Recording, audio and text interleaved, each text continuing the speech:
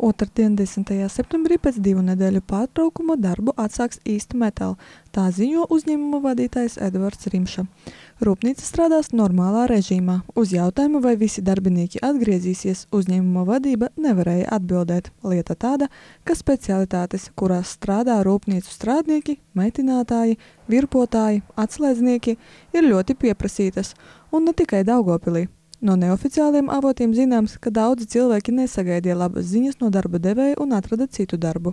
Kā ziņots iepriekš, uzņēmuma East Metal darbības apturēšana Daugavpilī bija saistīta ar Dānijas uzņēmuma East Metal Trade, kas ir East Metal uzņēmuma Daugavpilī un Dobelē dibinātājs.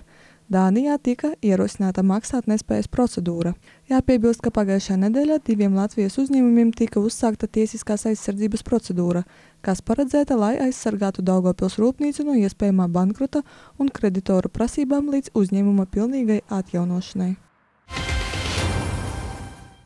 Latvijā fiksēts lokāls difterijas uzliesmojums. Pagājušajā nedēļā Bērnu klīniskajā universitātes slimnīcā ievietoti 4 pret difteriju nepotēti bērni. Šobrīd mediķi atturas komentēt slimības gaitu un tās sekas inficētajiem bērniem un pieaugušajiem. Mediķi uzsver, ka tā kā slimos bērnus ar pirmajiem simptomiem vecāki atveduši uz bērnu dārzu un skolu, infekcijas izplatīšanās un saslimšanas riski saglabājas. Difterija ir nopietna slimība, kas ilgstoši ietekmē centrālo nervu sistēmu, nieres un sirds un asinsvadu sistēmu. Iespējams arī letāls iznākums. Vakcinācija ir glābšanās no šādas situācijas. Arī vakcinētiem cilvēkiem, kuriem ir bijis kontakts ar inficēto slimību, var attīstīties, taču tā norit vieglā formā un bez komplikācijām. Pagājušajā sestdienā Vienības nama koncertzālē bija daudz cilvēku. Tas nav pārsteidzoši. Šajā dienā savu 10 gadu radošo jubileju svinēja Daugavpils Baltkrievu kultūras centra ansamblis Pralieski.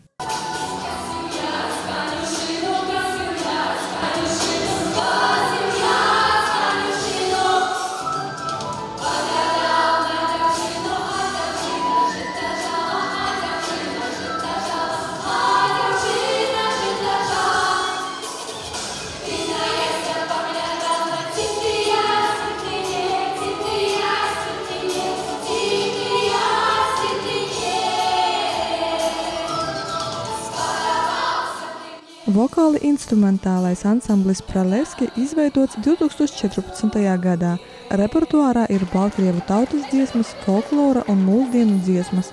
Koris uzstājas baltkrievu, latviešu, krievu un latgaliešu valodā.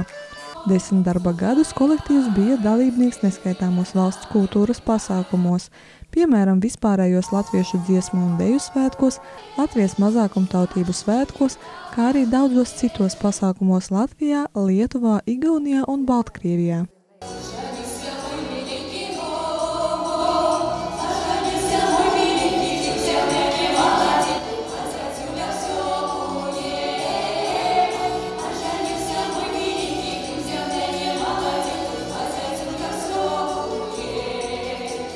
Šajā dienā kolektīvu jubilejā apsveikt bija ieradušies daudzi viesi, tostarp kolēģi Baltkrievu tautas dziesmu ansamblis Kupaļenka, deju ansamblis Ļanok, kora kapela Spačina, bērnu studijas Krabņica un amatieru teātra studija. LRT Plus komanda pievienojas visiem Pralieski ansambļa sveicējiem un novēl kolektīvam ilgus gadus un gaišu nākotni. Aizvadītā sestdiena daugavpiliešus iepriecināja ne tikai ar labiem laikapstākļiem, bet arī ar brīnišķīgu iespēju kopā ar ģimeni, draugiem un paziņām pavadīt lielisku brīvdienu jau Daugavpilī tradicionālā festivālā Street Food Daugavpils 2024. Tajā piedalījās 18 uzņēmumi, kas šajā dienā piedāvāja gardus ielas ēdienus un dzērienus katrai gaumei. Tie, kas ēst negribēja, varēja izbaudīt plašo un daudzveidīgo koncertu programmu.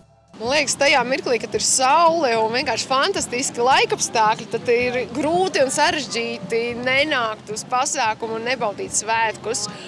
Jūs vienkārši nevarat iedomāties, kā viss apkārt smaržo. Es domāju, šobrīd arī televīzijas skatītāji redz mums to dūmaks mākoni apkārt, jo šeit tiešām ir fantastiski aromāti, fantastisks noskaņojums un vienreizēji iedzīvotāji un pilsētas viesi ir ieradušies šeit.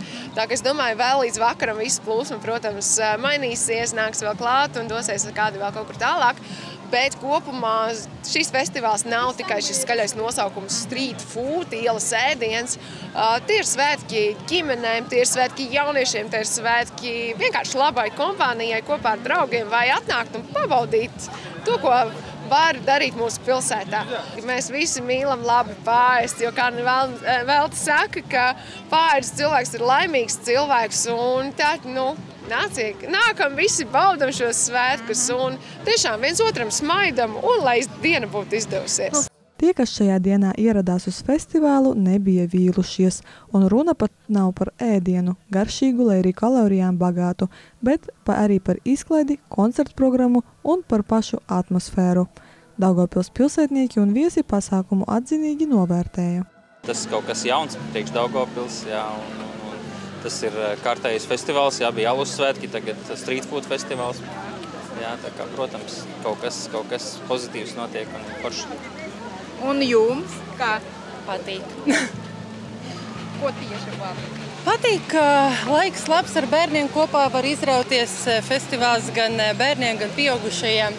Centrālais parks pirmo reizi kļuva par Street Food Daugavpils 2024 galveno laukumu, un vairākums viedoklim piekrita, ka aleja ir piemērota tāda veida pasākumu rīkošanai, jo labāk pat nevar izdomāt. Viss vienu vietu. Šis pasākums ir ļoti, ļoti jauks, interesants. Mēs redzam šodien mūsu centrālā parkā tik daudz pilsētas iedzīvotāju ar ģimenēm, ar bērniem. Un tas nozīmē, ka pilsētā šādi pasākumi ir ļoti vajadzīgi. Ir jāpriecājas, ka dažādas mūsu pilsētas domes struktūra vienības organizē pasākumus un ka pilsētniekiem ir izvēle. Vieni apmeklē muzikālā augusta koncertus, citi nāk uz šādiem street food festivāliem vai uz alus svētkiem. Pat nākamā nedēļa jau būs arī Rīgas ielas svētki. Tas nozīmē, ka pilsēta rūpējas par saviem iedzīvotājiem, par mūsu pilsētas iedzīvotāju brīvā laika pavadīšanu. Es uzskatu, ka tas ir lieliski. Darbs pie visām nojumēm bija aktīvs un garšīgi paēst mums patīk. Dzīves alus, jā. Ražojam mēs paši gan alu, gan kvasu. Paši mēs no Daugavpils, bet ražojam Silenē. Silenē? Jā. Atmosfēra labāka vai kā? Laba, jā, neko, normāli. Vakarā, es domāju, būs jautrāk. Svētki patiešām sanāca labi, un katrs tajos atrada sev to, kas viņu visvairāk ieinteresēja. Kāds jaunus kulināros atklājumus, bet kāds jaunus mūzikas ritmus. Bez šaubām Street Food festivāls Daugavpilī ieguva ne tikai pastāvīgu reģistrāciju parkā, bet arī daudzus jaunus līdzjutējus. Jau slavenais Daugavpilis spīdveja zvaigzne braucējs Andžejs Ļebedevs apliecināja iepriekš izcīnīto Latvijas čempiona titulu. Aizvadītajā svētdienā Lokomotīvu stadionā Daugavpils trasē panākt viņu nebija iespējams. Uz startiem izgāja 9 Latvijas braucēji, kā arī sportisti no ārvalstīm. Viņu vidū bija arī Tomas Orvats, kurš 3. reizi pēc kārtas cīnījās par Latvijas čempiona titulu, Zviedrijas pārstāvis Antons Karlsons un Austrālijas sportists Freizers Bouss. Tātad spīdveja sezonas beigās Andžejs Ļebedevs atkal pierādīja, ka joprojām ir labākais. Valsts ieņēmumu dienesta Latgales reģiona muitas dienesta darbinieki novērsa tabakas izstrādājumu kontrabandu. Konteinerā ar ferohroma, kravu un leduskapja tipa piekabes konstrukcijā bija paslēptas 179 980 cigarešu, jeb 8999 paciņas. Pirmā kontrabandas krava tika atklāta 5. septembrī Rēzeknē. Paciņās bija 6000 NZ Gold paciņas ar Baltkrievijas akcīzes markām. Tajā pašā dienā Terehovā muitnieki kravas automašīnas konstrukcijā atklāja kontrabandas cigarešu krātuvi. Pēc aizsargpaneļu demontāžas konstatēts, ka slēptuvē paslēptas cigaretes 1500 paciņas NZ Gold. Un jau 8. septembrī Pāterniekos no Baltkrievijā iebraukušās automašīnas puspiekabes leduskapja motora nodalījumā tika atklātas kontrabandas cigarešu slēpnis. Slēptuvē atradās 1499 cigarešu paciņas ar Baltkrievijas akcīzes markām. Valsts budžetā nenomaksāto nodokļu summa par šādu cigarešu daudzumu ir aptuveni 42 000 eiro.